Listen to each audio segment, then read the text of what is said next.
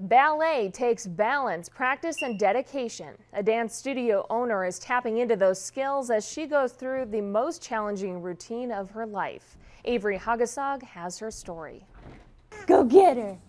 Go get her! 37-year-old Angie Nigam has been dancing for as long as she can remember. I just danced, like every little kid kind of dances and stuff. And then as I got older, I got more into it. In September of 2014, she opened her own studio. There isn't anything for kids under 3 around town, and so that's where I knew I was kind of catching a niche. In classes, she teaches her 70-plus dancers a wide range of skills. Just to keep kids moving and active and working on those large gross motor skills, which is everything I'm doing in therapy. It's hard to keep my feet straight.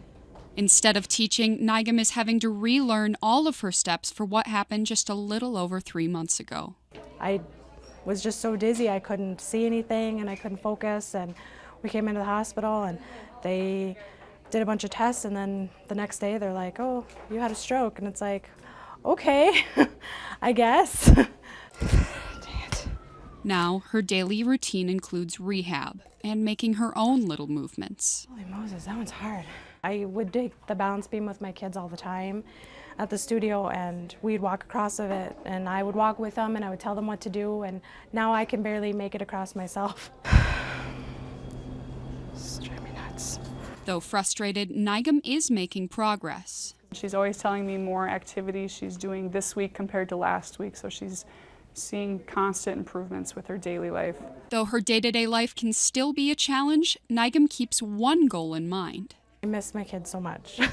So much, and so that's actually what was getting me through when I was in the hospital. It's like, I have to get better, I have to get back to my kids, I have to get back to the studio. Motivation as Nigam gets back into the rhythm of things, one step at a time. I'm Averi Haugesag, KX News. Nigam says she's going to host a mini camp at her dance studio next week. She hopes to have her full-time schedule going again by September.